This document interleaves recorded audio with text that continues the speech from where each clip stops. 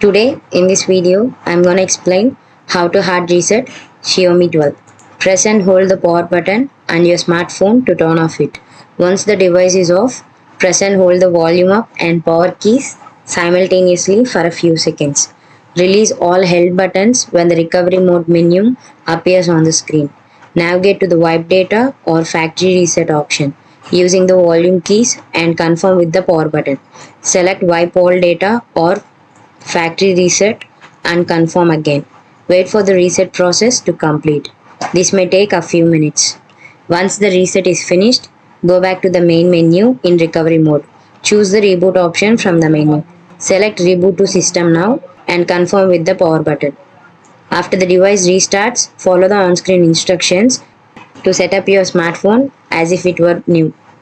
If this video helped you out, please leave a like and comment down below. If this worked for you, thanks for watching.